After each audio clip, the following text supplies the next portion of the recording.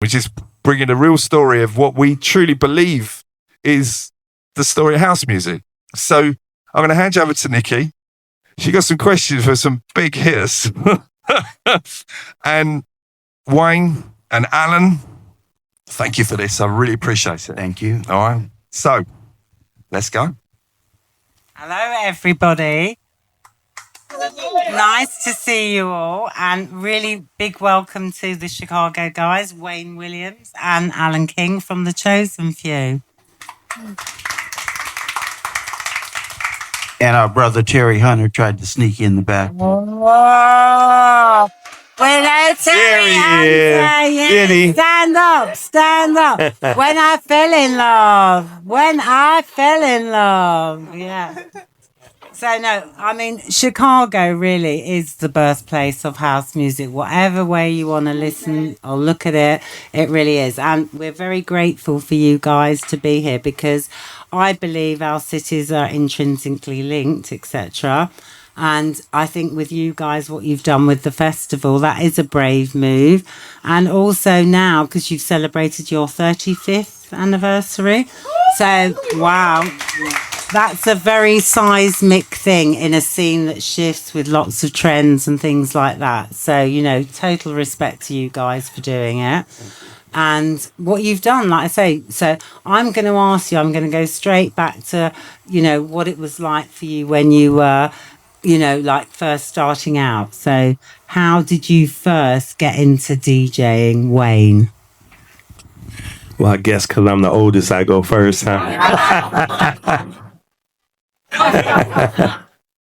So I started DJing in 1973. And yeah, you are old. This, well, see, yeah. Now I'm going to have to start with you, Alan, right? Because when I'm 100, you're 97. We're both old fucks. Okay, True, so there you go. true. So it actually started in 1972. My sister, she's 3 years older than me, and she had a boyfriend who they were in Catholic school together, and he went to De La Salle High School. She went to Aquinas, and he used to get basement parties in this basement. And my mother would make me go with my sister to chaperone. Of course. You know, with these parties that he was having in the basement. And so they would be all slow dancing, right? And mind you, this is when it was just one turntable, right? A turntable and a mic. And so the record, I was back there in the DJ booth and they were slow dancing and the record was going off and I had to pick the next record. And so, well, I didn't have to. He usually would run back, but I did it anyway, right? Because I was dying to get on, right? And so I picked the next record and I saw how they reacted to the next record that I put on. And that gave me the bug to DJ, to want to be a DJ. And so, and his name was Ewart Abner. That was my sister's boyfriend's name. And he was like, oh, you know, and they kept slow dancing. And I put on another record and then they kept dancing. And so he was like, man, what? You really know your music. And so that's kind of how it started. And I got into DJing. Playing them, what kind of music? Oh, well, you know, ballads, R&B, and funk back then. Yeah. So everybody at that time, like I say, music was very universal. Same like here, we would probably listening to similar music. James Brown, bit of disco. Can Function. Yeah. Cameo. Yeah. Barcades. Yeah. Barcades. Parliament Funkadelic. Yeah, bit of hip hop. Were you a bit of hip hop, or is that? No, it's too early. That was before. Yeah. Mm-hmm. So then, how did it evolve for you? So you're playing in basements. We all start somewhere, as we all did. So how did it get into being professional, taking it up to, you know, the next level? So I mean, you have to have a crowd. You have to have, you know, people that want to hear you. Well, I was collecting records. I was buying records. I was collecting records. And in 1973, I did my grammar school graduation party. And then I had a friend who was starting a dance group. And he gave a party, and which was down the street from my house, another basement party. And because we were young teenagers at that point. I was born in 1960, so the whole 70s was my teenage years. 73, I was 13. 74, 14. 75, 15. So, Great era, though, in terms of politically, in terms of music, Jimi Hendrix, disco, funk, mixing, hedonism, a lot of fashion. You know, it was a very, after the 60s, which I think was a bit more political, militant, we were a bit more laid back, but also bringing something new to the table. Absolutely. So I see why you got the job, huh?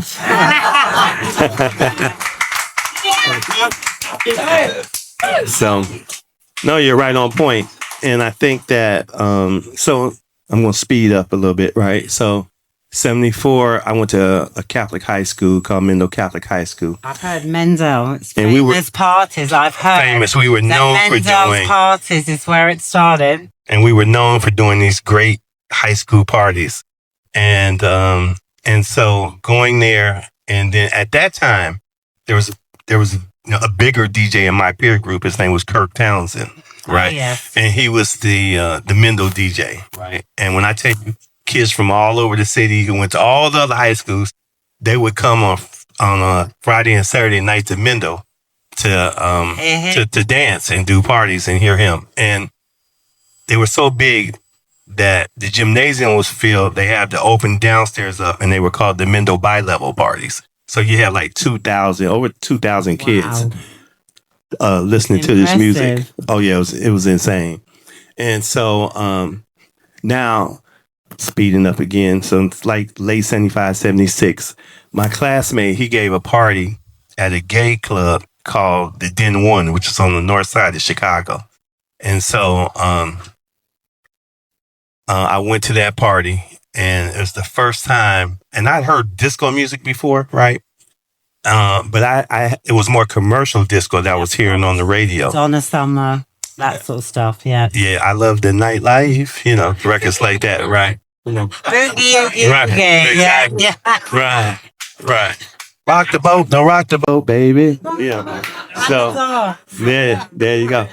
So I'm hearing, but at this club, it was urban disco music. Walter Gibbons, salsa. Oh, it was unbelievable. It was My Love Is Free. Oh, yeah. 10%, Cathedral, records like that. And so I was like, whoa, what the heck? What is this? Yes. And so it had a soulful energy to it. And I'm like, I knew immediately, this is what I want to play. Because at that time, I wasn't aware of the urban disco. I was more aware of the commercial disco. And that was okay to me. But the urban disco really caught my ear. Absolutely. And so I went up to the DJ booth and I asked him, I said, man, where can I hear this music? And he said, you have to hear it in a gay club, right? And I said, and mind you, I had never been on North Side or in a gay club. So I was like, well, what's a gay club, right? And he said, people are happy. Right. And he said to me, you're in one. I was like, I'm in one. He said, and I'm still not getting it. And I had to go upstairs to the DJ booth. And so I said, well, what makes it gay? Right. And he says, young and naive, what can I say? And he says, look down at the bar. You see those two guys? And I looked down, I saw two guys and they were like kissing. I'm like, whoa, shit, right? And he was like, oh, okay. I said, okay, but yeah, I really didn't care about that. I was more interested. It's like Paradise Garage vibes. You're talking about that sort of a kind of scenario. So it's like your Chicago version of Paradise Garage. Well, this was before Paradise Garage because this is 75, 76. Oh, wow. Okay. Right? And so I'm... But tell them who that DJ was at the Den One. So, but first, right? When I asked him, he said, and I said, well, where can I find this music? He said, I said, because I want this music. And he says, where do you live? I told him I was on the South Side in South Shore. He said, there's a gay bar called the Jeffrey Pub. He said, and there you can hear that music and find out about it. And so now the other thing that was crazy to me is the records weren't stopping. And you have to understand, when I was DJing, I would take a record off, so the music would go off, and then I would talk until the next record on. I'm like, how? It was like magic to me. I'm like, how do you keep this music going without the record stopping, right? Absolutely. That was insane to me. And so he said, he showed me he had 2 turntables and a mixer. And I'm like, so I said, okay, I get it. And so then I said, thank you. I asked him, the DJ's name, what's your name? And he told me his name was Ron Hardy. Ooh. So he is in the pantheon of house music. So at that time, you're hearing him mixing, and he's playing what sort of early South Soul prelude? Disco. It was all disco. Old disco. And that's so a predominantly the thing that was different for me too. Mixed gay crowd, yeah. Yeah. And how was that? Well, the Den one was very mixed. Yeah. And was that popular in Chicago? Do you think people were more open then to be receptive to that kind of thing and music? Well, let me just say this. It was you had gay clubs, you had white gay clubs, you had black gay clubs, so very and then you had a few mixed gay clubs. Chicago's a very segregated city. Right. Okay. And so, people. So Ron was a pioneer of bringing people together. Is that what you're saying? His clubs were mixed or not really? As far as racially, he played at the South Side where it's just all black gay clubs, right? But then he was so good, right? Yeah. That he started doing more mixed clubs, which were downtown. So the North Side was primarily white. The South Side was primarily black, and downtown was where the melting pot was. So coming back to all this, basically disco is the birth of house music, right?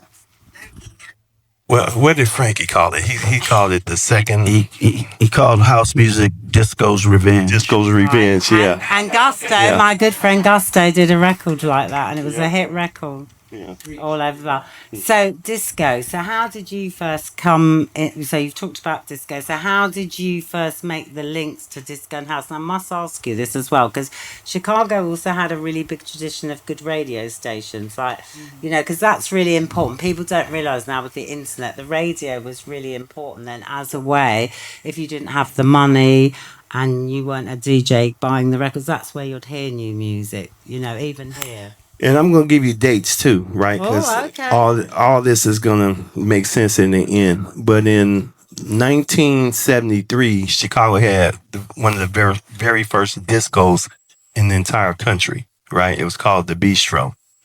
And I think that we also had one of the very first disco radio stations, which was WDAI, which was very popular as well. So disco was real prevalent in Chicago. Again, it started commercially, right? But then obviously before it got on the radio, it was in the underground gay clubs. That's where disco started. So going back to you want me to speed to where disco met house? Yes. What I'm saying is, disco, you've talked about mixing, you've talked about Ron Hardy going to those clubs, and how did it sort of connect, merge, to then segue into house music in your, like I say, you're young, you're a commercial DJ, you're playing disco, and all of a sudden, so you've discovered the art of mixing, turntables, 2 decks, etc., and the music changes though. So what you're taking from disco, you tell me you've taken obviously the tempo, the vibe of the vocals, but how does it then impact on your journey? Well, first of all, I had to find that music, collect that music, and bring it into my peer group, which was for the most part straight black kids on the south side of Chicago, right? Who weren't into that music at first, right? In fact, it was kind of the opposite. People back then, and I know today is hard to understand, but people back then were very homophobic. Right? Yeah, absolutely. And so disco was compared to gay people, not in a positive way, right? And so that's why those clubs were underground. And so when I first started playing those disco records and say, I'm just going to play disco, I cleared many dance floors in the beginning, okay? And but I believed in the music so much, right? I kept on, and usually, and disco records were long too. Yeah, of course. And so, especially compared to the R&B and funk records. And so I would clear the dance floor, but I would just let the record play. I'm like, yeah, you're going to listen to this fucking record. Okay. So I'm not, you're just going to have That's to hear the it. mark of a proper DJ, though, right? Go get a drink, talk, chill. I don't care. You're going to listen to this music. I'm not taking it off because you left the dance floor. Right. And so I kept on. And it took about, I say a good 10 months. And then I started to get a following, right? And that following grew and grew. And I'm talking from 75 to 77. And in 77, I decided I needed to start a DJ group because once it got popular, You got so busy. I was the only one straight kid playing this kind of music in my peer group, right? And so everybody was calling me for parties. Until you found me, but go ahead. Hey, come on, Alan. Yes. Well, I found you 3 years later, but we'll get to you, okay? So basically, you were so popular, you had to basically start your own band of DJs and group. And but also how all really good movements and things, you work with your friends and the people that are close to you. And they also want to be part of it, right? Oh, absolutely. And so I collected so many records. And so the first one I got in my group was my stepbrother, Jesse Saunders. Absolutely. And I left my equipment and my records over his house so he could learn how to DJ, right? And then he got the bug and we started doing more parties. And then I was doing a party at this grammar school called St. Alby's. And it was packed. And that's how I met Tony Hatchett in 1978. And then I got Tony in. This is all on the south side, right? All on the south side. And so I left my records. I took my records equipment left over Tony's house, right? And then so he could practice and learn. And then by that time, around 79, they started, we were doing so many parties, but they would lose my damn records, right? Because Tony would DJ some parties, lose my records. Jesse would DJ some parties, lose my records, right? And I got mad. Charging them. Oh, yeah. I'm ready to kill them, right? And so...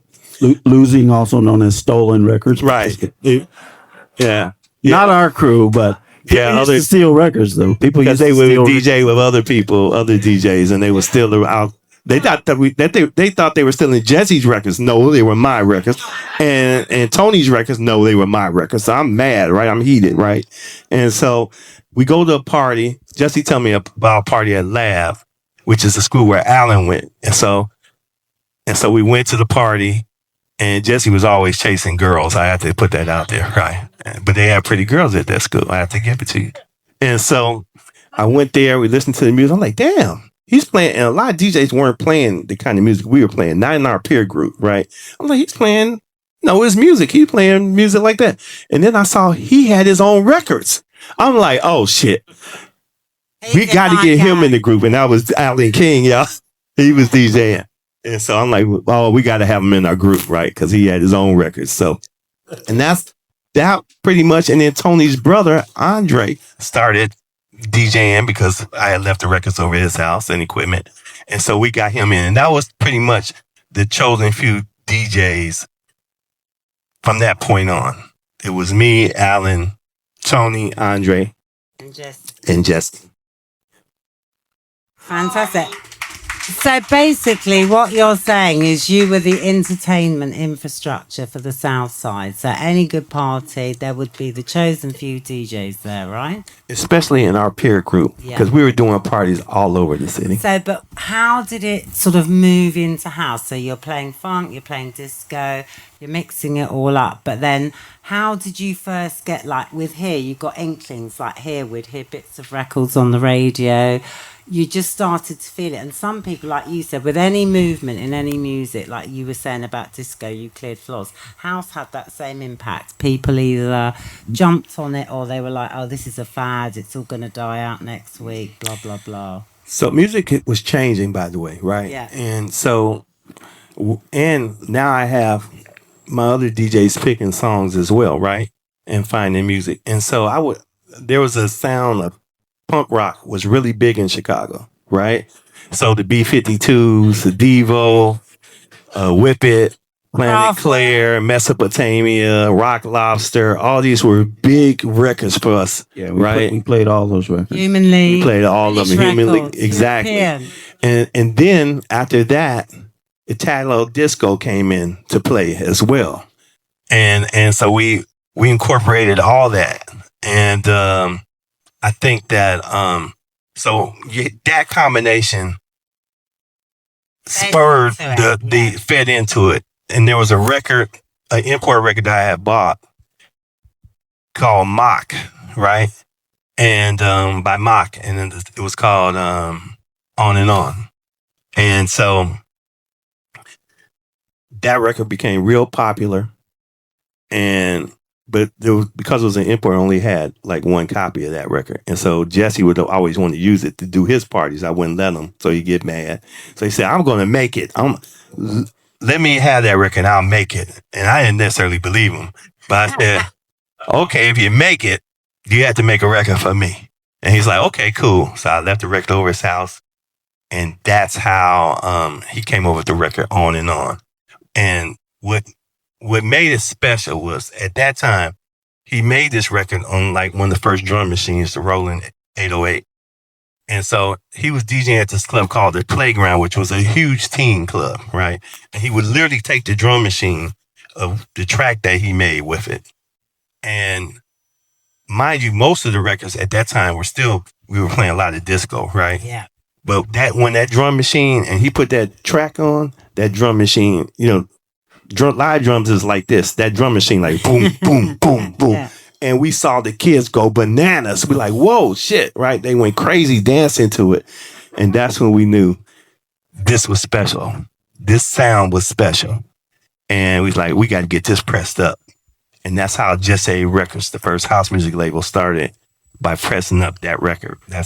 And that happened. Well, that night was in 83, but by the time we found a pressing plant and got it pressed and went to the studio and made it, but it was January 1984 when it was released. And was that reflected in the wider, say, environment of the radios and obviously other people starting to feel that same kind of energy, what you just described there, that boom, boom, boom with the drums and...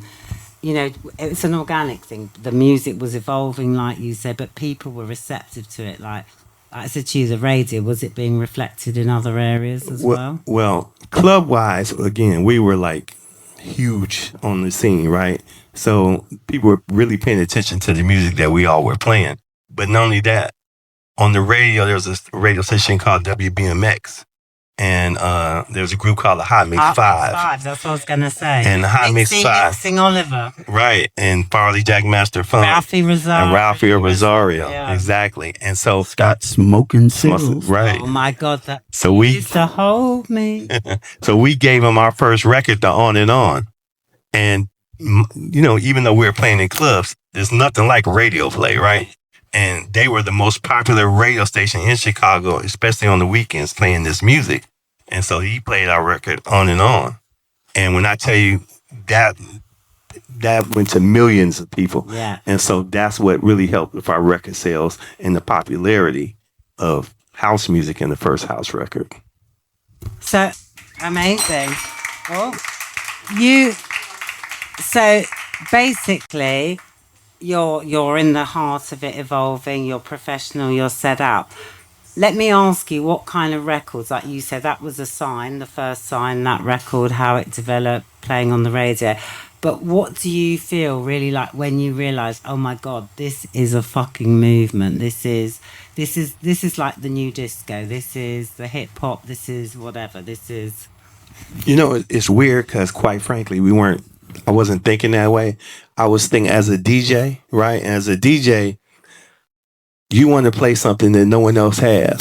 Absolutely. Right? Exclusive. And it's exclusive and it's hot and we know it's hot. So for me, that was the goal at the moment, right?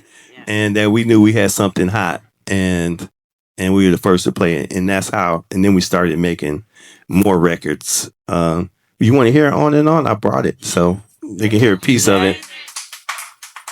But hold on, before you play On and On, play Fantasy. Now, Fantasy was a record that Jesse was testing out with his guy Vince Lawrence. Now Vince Lawrence was more alternative, and he was more into the rock, and you'll hear that in the music.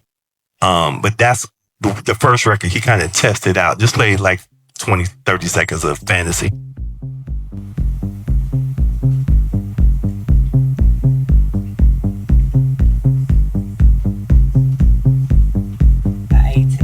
Right? So you gotta love the 80s. There's a drum machine.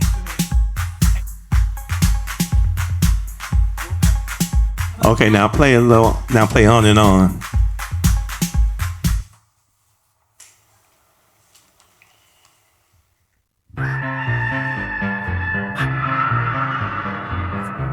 The screams are more real.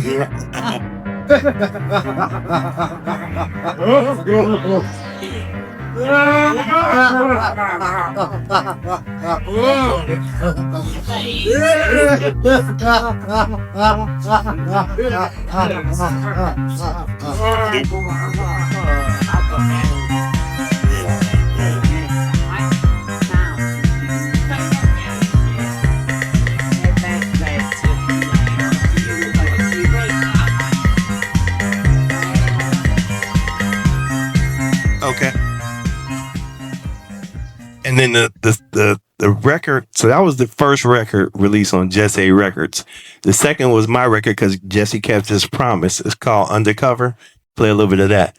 And I wrote the song to it, but this is my first time writing. So I think I wrote like 8,000 verses on the damn song. I was ridiculous. Totally ridiculous, right? Undercover.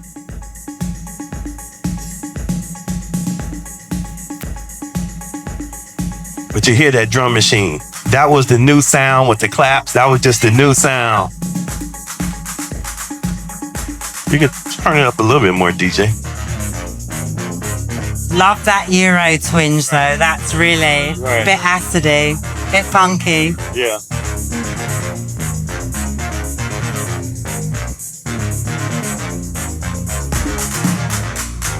Live just on the weekend. You want the Nike drive. They're just like residue. Your body is your guide. Can't believe I remember these damn lyrics. Oh, I remember them well. And don't go looking for this record under Wayne Williams. Yeah. You will find Undercover by Dr. Derelict. That was my alias. AKA Wayne Williams. Yeah. Yeah. But let me just jump in just to say that definitely the On and On record, there's a lot of debate about what was the first house record. On and On was truly the first one that was pressed up and sold commercially and had that drum machine and all the elements of records that followed from Chip E and Marshall Jefferson and Steve Still Curley and all these people who are our brothers and made amazing records, but they all piggybacked on what Jesse did first and Wayne in terms of those first couple of records. So. Yeah, absolutely. Like you say, the technology, I mean, with a lot of these things, it's synergy, like the timing, the technology, like you say. But I think your ethos of working together as the Chosen Few and also being in a tight-knit group and doing parties, etc., you've kind of inspired those people, which is a very pivotal sort of thing and a really good thing to do. So people go away and start experimenting. So this is a funny question. So I'm going to ask you, in the pantheon of great Chicago house music, apart from your own records, who would you pick? Whose records do you think really touched you or changed the game, or records that you just love? So yeah, I was going to say there are quite a few records that we did in 1984, right? Funk You Up came after that. Come to Me, Dum Dum. I remember Dum Dum. Oh my God! Remember Dum Dum? Dum Dum. Yeah. Yeah. You want to play a little Dum Dum? Yeah, let's play a bit of Dum Dum. All these were in 1984. I can't believe it. I'm not that old. Yeah. Yeah. Wow. So these were the first records on Jesse Records. And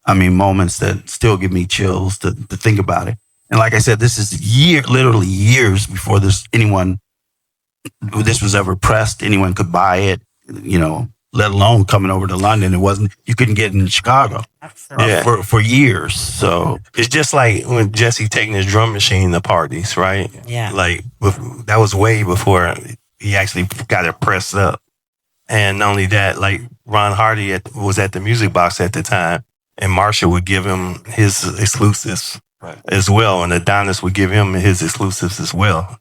And they would give them to quite a few DJs, but the ones who played it early were known for playing those records early. So basically, as well, part of Chicago's real appeal, history, and culture is the DJ. So it is Ron Hardy at the Music Box, and it is Frankie Knuckles, and both of them are gay. Like you said, it comes back to gay influence on the culture. So what do you think? Do you think that a lot of that's written out of history in a way, the influence and the freedom that's experienced maybe in that clubs that permeates those records, because house music's about releasing yourself, really, right? Yeah. Well, I think it's a combination, right? Because most of the kids making these records were straight kids, right? And so it's the combination. Well, yeah. Well, I don't know. I don't know. I don't know his business, right? I can't comment on Jamie, right? But I'm talking about the guys I know, except maybe Jamie and Terry. I don't know. Nah, just messing with her. But no, most of them were straight kids, right? You were a bad boy, okay? But I think that but the point I want to make is that Chicago as a culture, straight kids started filtering down to these clubs like the Warehouse and the Power Plant and the Music Box. Now, mind you, Warehouse was over. It was in 82, right? So these house records weren't started getting made till like 83, right? And so the first venues were the Power Plant and the Music Box to play these records, right? But the beauty about that is the straight culture and the gay culture in Chicago came together in one house, in a few houses to party together. And for Chicago, that's a big fucking deal. Yeah. Because Chicago is a very segregated city, right? And to this day in Chicago, we don't care if you're straight, gay, black, white, tall, short. We don't. It's all about the music. It's all about the music, period. That's all we care about, And so that was the beauty of those joints. So there you go. So, being in the Music Box or with Frankie Knuckles, I mean, do you have nights where they blew your mind with these records and so forth? Yeah, Frankie blew my mind a lot. It was, we were very established DJs and had done a lot of things as Chosen Few, a lot of unsung venues, one called The Loft, not The Loft in New York. And I have an interesting story about that, but The Loft, a club called Sours, First Impressions. There's different places, a Tree of Life around the south side of Chicago. So we were doing essentially what Frankie was doing at the Warehouse with a primarily gay audience. We were doing the same thing for primarily straight teenage kids. But they were getting it, like you said. They were embracing so they were, it. Absolutely. Yeah. So what changed my world with Frankie was just the sound, the lighting. That was my first exposure to like what I would say was like a real Big underground production. House music, dance music party supposed to look like and sound feel like and yeah. beat in your chest. And the Warehouse was actually pretty small. It was a long and narrow. And what year was room. that for you? 80, I think. So I didn't go to the Warehouse the first few years. Now, everybody in Chicago will tell you lies that they went to the Warehouse, and then you add up their age and go, oh, you were 6 at the Warehouse, apparently. So I always keep it real. So I didn't go the first few years, but I started going 80 and 81 until they shut down, like religiously. And you see how he described his experience. It was monumental for him. It was amazing. It was all of that. And see, that went for me in 1976 with Ron Hardy at the Den One. Because the same thing, amazing sound system, Richard Long sound system, right? Yeah. Lights crazy, amazing event. Right. So yeah, and just to finish that off, one of the things some people have heard about this, that Frankie had this sound effect of a locomotive train that he would control and pan from one side of the room to the other. And I swear to God, you would start to hear it over here and building up, and I mean, there was you almost felt like you were literally getting run over by a locomotive. It was, I will never forget that feeling in my life.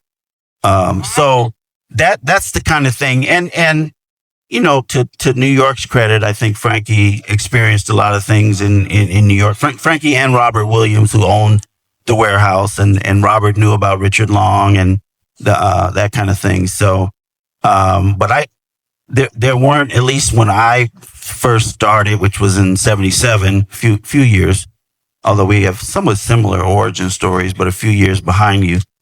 But the Warehouse was unique in the sound, the lighting, the whole experience. Can I just say, as an English person as well, I mean, For me, for you, house music, universally, it ushered in a new level of production values. So before, we used to go to discos and clubs here. You could talk to people. The sound was dreadful.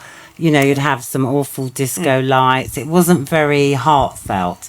The DJs, it was like a job. They'd be playing the records. There'd be the commercial ones. Like house, like when it really kicked off here in the big raves and in the Warehouses and stuff, the sound, they brought in like 25k sound systems. You know, you could literally massage your back in the bass bins. You know what I mean? It was like, and then we had lasers, you had smoke machines. So as an experience, you were hearing these incredible records, right, that were quite thought-provoking.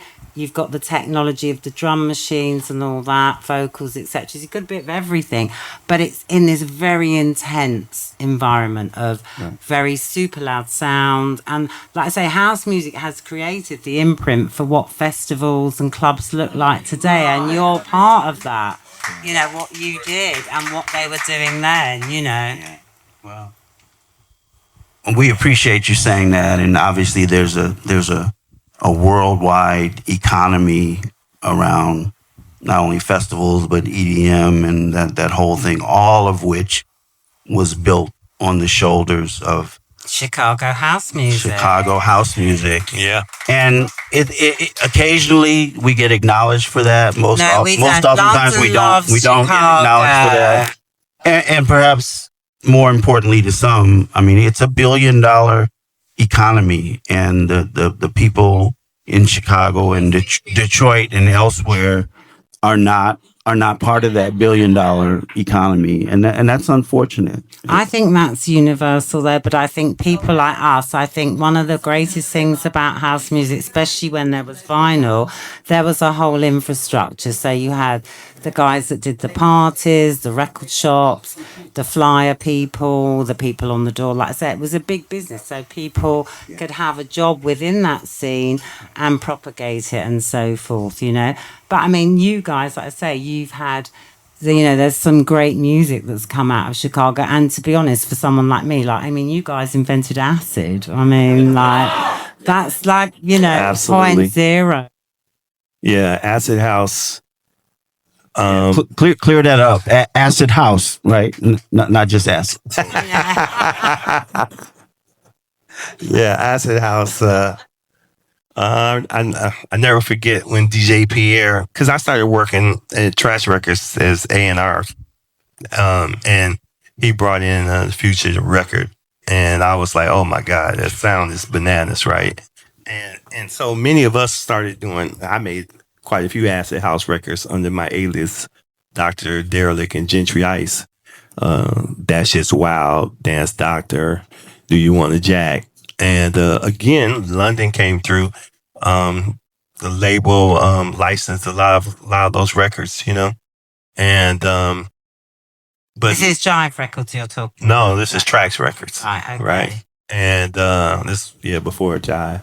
And So how did you meet? Just to go back, sorry to rewind you. How did you go from being a DJ? You're doing your own parties. It's all going really well. Your brother's making this fantastic record, and you're going out to clubs like to hear Frankie and Ron Hardy.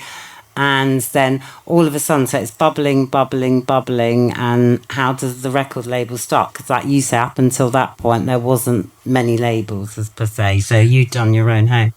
so we were pressing records at the pressing plant, right? And Larry, who owned the pressing plant, Larry Sherman, who owned the pressing plant, you know, he was pressing at that time. He was pressing K-Tel and Polka records, right? What are poker records? You tell me. I don't know what the hell they are. Yeah. I just know that he kept seeing that we were selling more records than he was pressing what he was pressing, right? And so he's, you know, after a while, he was like, I want a label. I want to get in this business, right? And so Jesse and Vince made a deal with him because the next label was actually going to be Trax Records, right? And but they needed some more money to press a new record that they had, so they made a deal with Larry.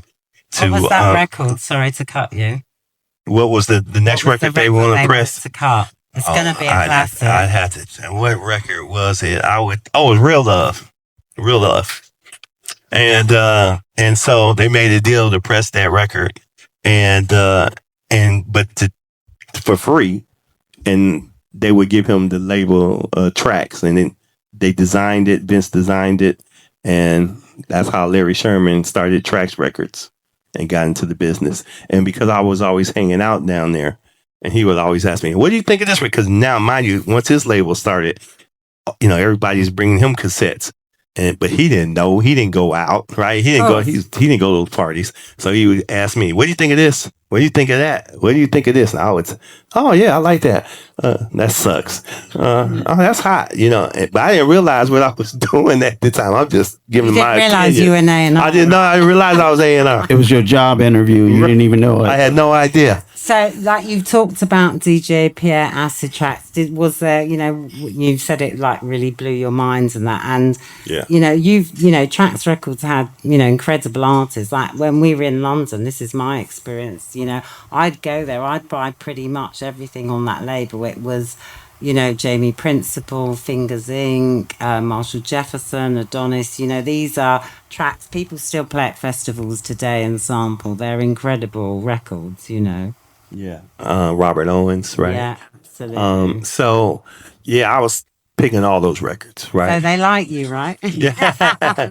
and I ended up managing Adonis, right? Oh, wow. And so that's actually how Jive Records found me, because they wanted to sign Adonis to their label. And so the owner of Jive Records, Clive Carter, he came and to Chicago, and I took him around, and I said, "Oh, we got more than just Adonis." And so we ended up signing Mr. Lee, DJ Pierre, Liz Torres. Oh my God! Now we're talking. Who else did I sign? And producers Terry Hunter, Maurice Joshua. Yes. Hula and Fingers. Yeah. And so, you know, all my guys. So you're right, you know. But it was so creative then, like you said, that everybody's sound was slightly different. You know, some were sort of acidy or more stomping vocals. You had such an array of different styles, which was incredible. Hip house, White Night. Yeah. Oh my God, Tyree, Fast Eddie. Yeah. Now they were DJ International. I know. That was our competing big label. Rivalry. Yeah, it was a rivalry. It really was, right? And but it was cool because we all knew each other, right? We all knew each other, but Larry and Rocky had the rivalry, right? And so and then Larry, you know, he would treat us like shit. He wouldn't pay people on time, you know, and he would bounce checks.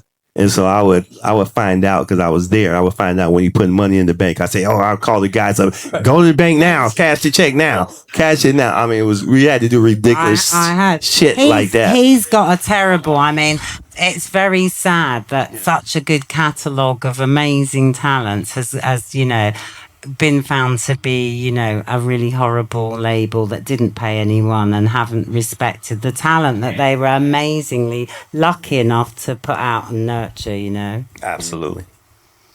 So, yes. So, anyway, onwards from Trax Records, you also then went on to work with Jive, kept bringing it forward, and you also launched your own festival 35 years ago. That's incredible. So what made you do the festival?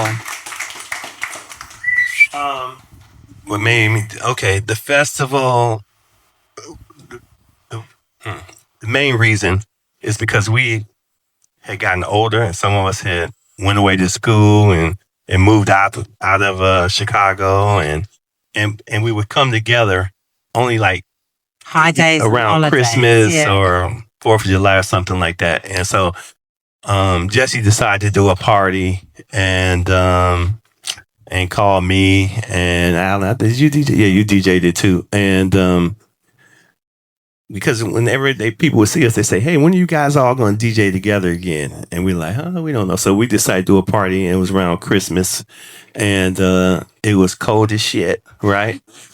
But the party was packed, and we were like, "Wow, people still want to hear us DJ together again, right?" Oh. And so we were like, we talked about it. We were like, well, let's keep this up. And so we talked about it. We said, when do we want to do it? And the people who had moved away from Chicago was like, in the summer. In the summer, please, right? And so we said, well, and at that time, Tony Hatch's family, they had a reunion behind the museum. And we said, well, Tony was like, well, just do it behind the museum with us. And that's kind of how it started. And so we did the next one. And who was on the first lineup? It was just us. It was just us, and frankly, music was kind of the backdrop and not the main thing of those early picnics. So we'd be out there throwing the football around, and But it was only 50 people though the first time, right? I mean, but I think with everything, like it has to grow from grass, and people have to stick at stuff. Not everything works straight away, right? Yeah, and also, I mean, what you're doing is bringing people together, which maybe by that time, I don't know, you can tell me about Chicago. So everybody has like highlights of clubs like the Warehouse and the Musical, but after it died down or it got shut down or whatever, like you say, people move on. So it takes a lot to put something on. So it was like 50 people that first summer, and we kind of said, that was fun. Let's do it again. And 50 people became 200 people, and 200 people became 1,000, and 1,000 became 5,000, and 5,000 became 20,000, and we never set out to have a big music festival like we have now. I mean, as far as I know, I don't know if it was in any of our heads to do that. We just kept. At one point. Well, yeah. At a certain point when we said we had to make a choice. Yeah, we got to a point where, because we were a few of us, two of whom are sitting on the stage, were funding these picnics out of our pockets. And that's a little bit easier to do when you have 50 people than when you have 2,000 people. And obviously it started to become too expensive for us to finance ourselves. And so the first 20 years or so of the picnic was completely free. 35 years later, we literally passed a bucket. We literally passed around a bucket to make donations and put dollar bills in the bucket. But what made you, like you say, because it's not easy to do something like that. Well, I mean, it was. Is it about the culture? Is it about being friends? What is it? All of that. I think it was the music, but it was more so the reunion friendships that came back together again. And I think that if anything is special about the Chosen Few picnic, it's that somehow 35 years later, with 40,000 people, we've managed to capture that family reunion aspect of it, and it's still part of the event, even though it's a mega whatever it is now. So yeah, it was a combination of renewing our love for the music, but seeing people that we don't see all the time. And But also, it's a really positive thing to think that you've created such special music and such a special scene. And even if you don't get, like you said, the EDM, and you don't maybe play in LA, and, like you said, the scene's very splintered now. So there is even in London, there's a commercial scene. And then if you want to go and hear good music, the people are going to come and hear you tomorrow or Kerry tonight. If you're looking for that fix, your head down in the lights with the banging sound system, you're not going to get it in those places, Well, I think that the magic about it for us is the fact that we all have been together for so long, right? And we genuinely love each other, right? Oh, yeah. And even if it was just us, You'll right? still be there. we still be there, right? And so for me, that's a big part of it. And then we knew that we also had God on our side too, because it only rained at that point. It only rained one time, right? And then when it rained, it literally brought a whole nother event to our event, because the next year people came back with like 1,000 tents, and then that became Tent Village, right? And then it didn't rain for another 20 years. It's insane, right? So, yeah.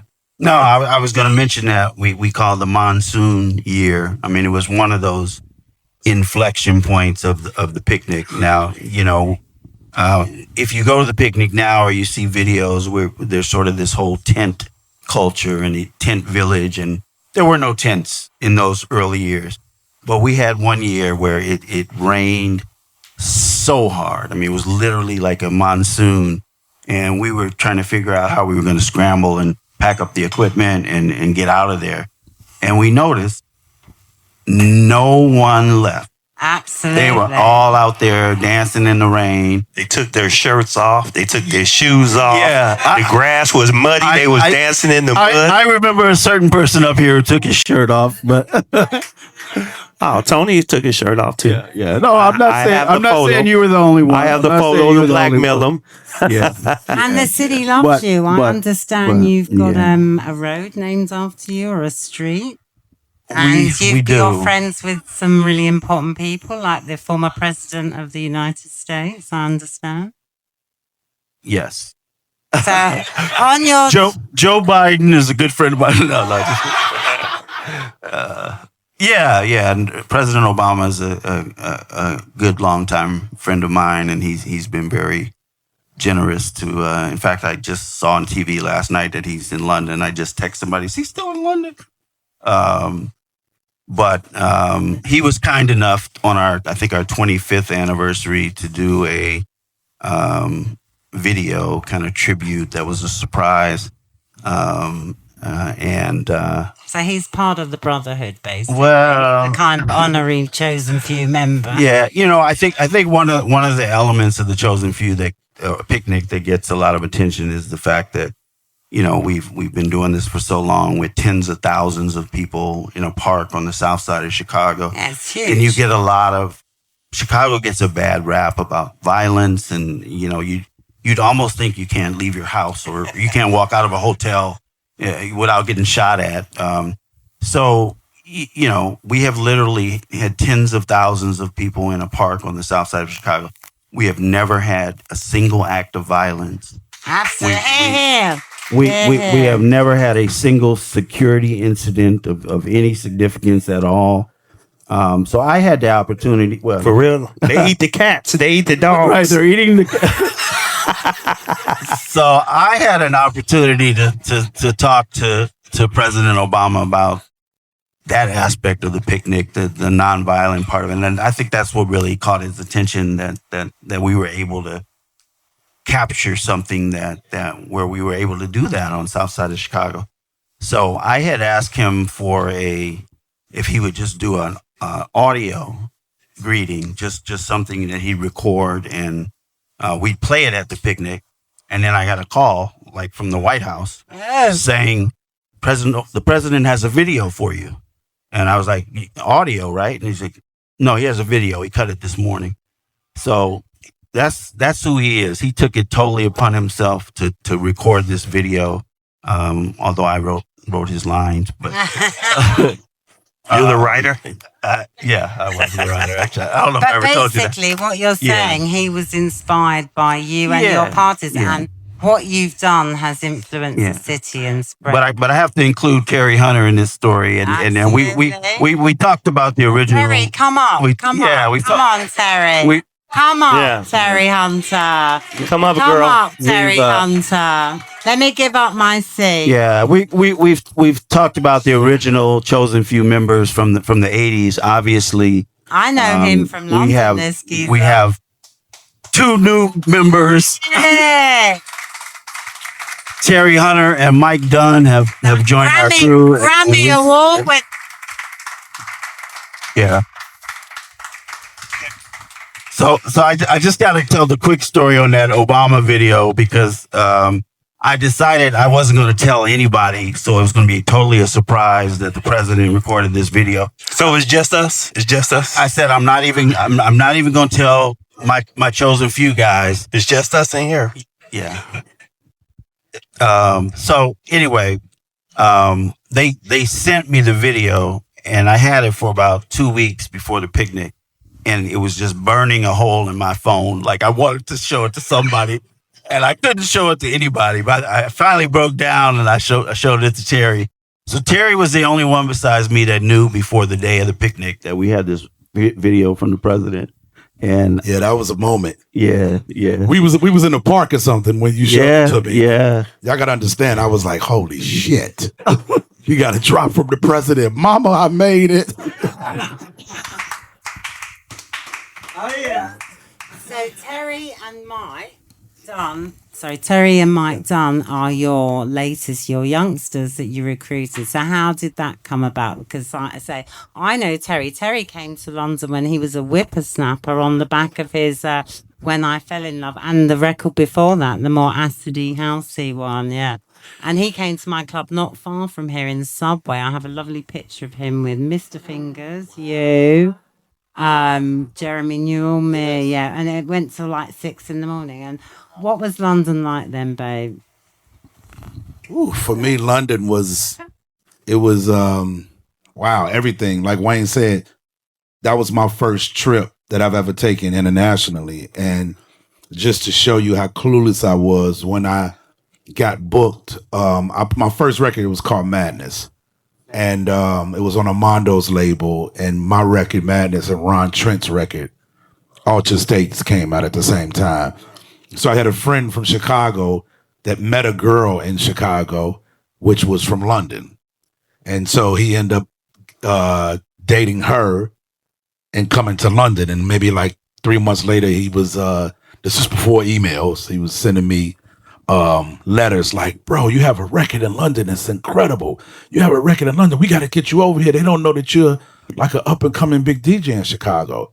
And I'm like, oh man, yeah, whatever. Like, not paying it any attention. And then he sent me a copy of a Blues and Soul magazine. And that's where it showed me that the record was like #1 at that time. And he was funny enough. Dana, isn't it Dana? Yes. Dana Down was responsible for me getting my first gig. He got with Jeremy Newell from, at that time, Catch a Groove Records. And they put their money together and they flew me to London for the first time. And that was mind blowing. So that's how it started for me with him.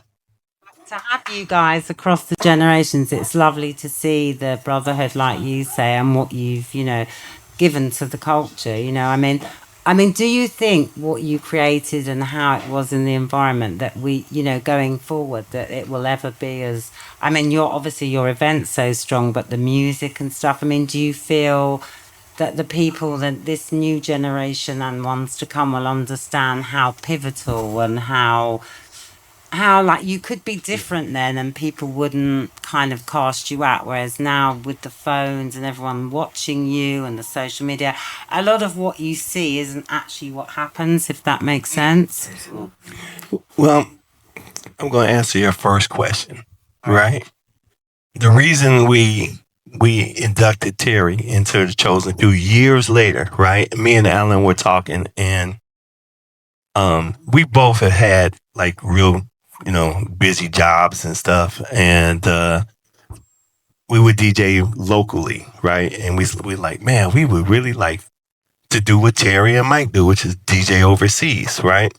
And Terry was already our brother, right? We knew him very well. He was already DJing overseas for many years, accomplished, legendary, right?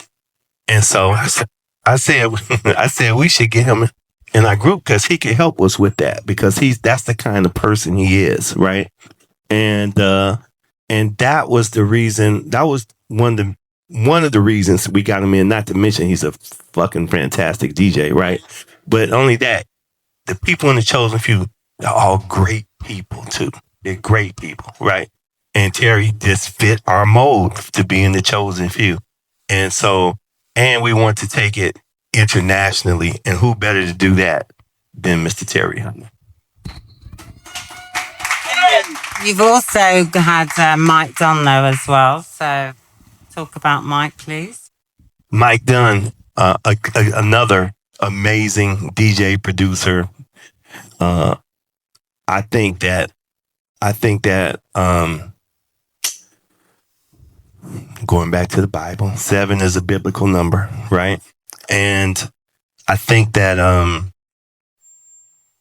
we were all, Mike, another one of our brothers who we all connected with throughout Chicago, and it just really made sense to put him in and continue that tradition of, and us making music. I make music. Obviously, Mike and Terry make music. Alan, that's what he's about to do next, right? And to have those two lead us and mentor us, right? There's no better people you can have as far as we're concerned. So you've got long-term future plans, obviously. So can you see the festival, as I can, coming to festival stages around the world? But we're very creative people, so there's no telling what we're going to create or what's coming next, right? Even working with HouseHead, and this is new, right? And they've been amazing to us, right? And so there's so, my thing is we've always looked to the future, and that's what we're about. No, I was going to make sure I said it before we left. I mean, we really, really appreciate HouseHead London, Lee, Keith, Paris, our sister.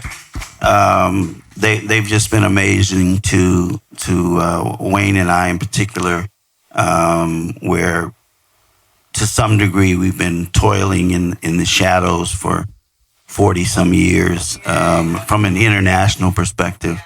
And, Terry's just been amazing in, getting us opportunities as well around the world. But to have you guys, kind of hear us like I know you did in Chicago. I know Paris is on my stream almost every Sunday morning, here, Saturday night.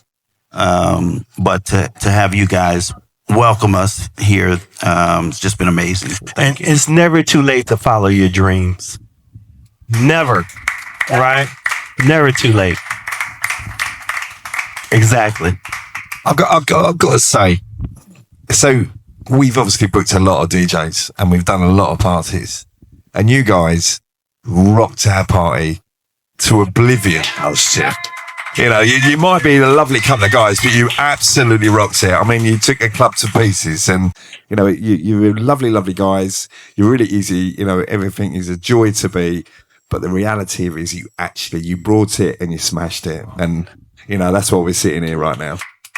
But let me say this: we went out in London and we loved London, right? And we got to get back to this motherfucker. Don't be screwing up, Wayne, because I want to come back. Okay. AK, let me lead, AK. I got this.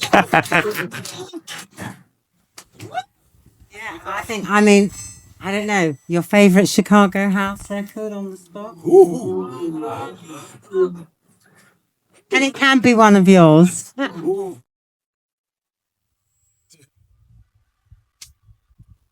It's easy for me. It's Move Your Body. Oh, yeah. And did you sign that? We didn't touch on that. Yes. Yeah, I picked it. There was no signing because back then, I mean, it was so bootleg, right? But it was, do you like this? Hell yeah, I like that. You know, so it was kind of like that, you know. But he's a legendary talent. I mean, like I said to you, when you look at Chicago and all of the difference, like I said, you've got Acid Pierre, you've got Marshall, who can be Jungle Ones, but he can also be 10 City and Move Your Body, Hula and Fingers, Terry. You know, you've got Soul, Acid. yeah, You've got a real range and some, like I say, creative. And for me, the test of time now, like so many years later, that these records, they're still playing the raves, you know. It's like Jeanette Thomas, Shake Your Body. Oh my days, all day long, you know. yeah, Some underground. Mine would also be Move Your Body, Marshall Jefferson. I just think that the impact that it's had. Oh, that, yeah. how, Carrie's going to play how it fresh tonight. is, how fresh it still sounds in clubs. I got to go with Move Your Body. I think for me to touch on what he said, I'm thinking in my youth was Jamie Principle was definitely Jamie and Larry Heard. Yeah. Oh, Mr. Fingers, yeah. Man, all of the stuff from Deep House. Can't You Feel It, Washing Machine, Yeah. those records were game now changers. Stars, yeah. So, and I mean, ultimately, mostly, I mean, you guys, like you said, you're a brotherhood. I mean, hopefully the Chicago guys, Marshall and everyone, apart from the ones that are no longer living with us, are still connected through the deep love of the music and that. Would you agree with that? Or are you estranged? You know, do you feel there is still that brotherly? Didn't they call you guys the city of brotherly love? Yeah. No, that's Oh, sorry, Nick, sorry. Yeah. It's not far away. Yeah, we're called the Windy City. Oh, yeah. That's true. I would say it's interesting that definitely there's an unbelievable brotherhood among the chosen few, and I say this to people like, I mean, even if you look at singing groups or any performers that have been together, like we've literally been together, most of us, for 45 plus years, and no one has left the group. No, you know, we all do our individual things and then we come back together and do chosen few things. But we've been a family consistently for 45 plus years. It's incredible. You don't see that. And as a result, I think some other people in Chicago, you know, a lot of folks love us, but we also get a fair amount of hate just because of who we are, the event that we've created. So you're never going to get anything but love from us, but we take some arrows from people. Your legacy, like I say, in time to come, people will see not just the music, but the spirit. There's something in the spirit in the music. Like we've got jungle, garage, whatever. And I believe, like with like what Wayne said about us, like our radio stations, like when Terry probably came, like you'd switch on Kiss FM and it was popping with house music. Then you could go to like 3 raves a night, really good. You could hear this DJ, you know, really good people quality. And we embraced it. We raved to it, whatever created. But like I say, I think house music, whether it was in Chicago and London, the production values, like really good sound system, great lights.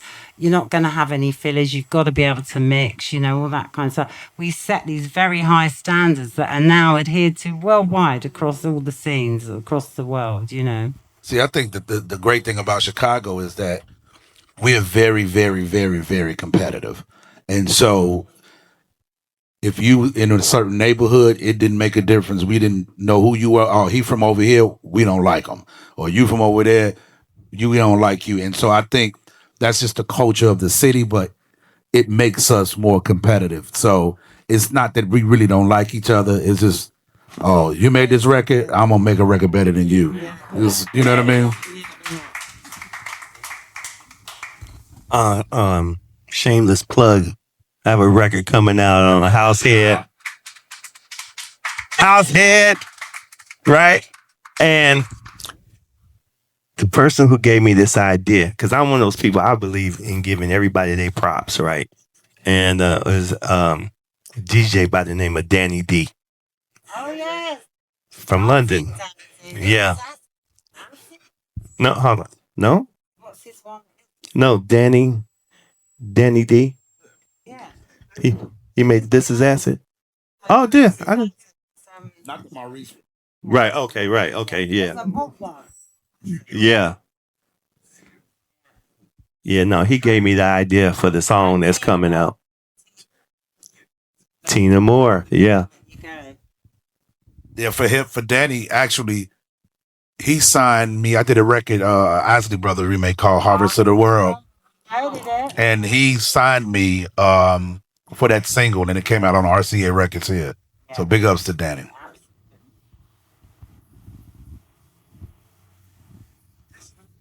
Good for everyone. Can I open questions to the audience? So, fam, all you lovely people, has anybody got a question that they would like to ask the guys, the Chosen Few? I know, no pressure. Yes. This is Mr. Jones. He's a ledge. Yeah. He's a dancer. The latest and oldest to be introduced to house.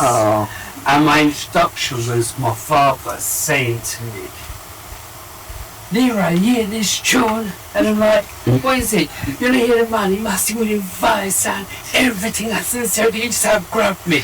And the song was Tears. So I wasn't into house then. I was into hip hop, R&B, reggae.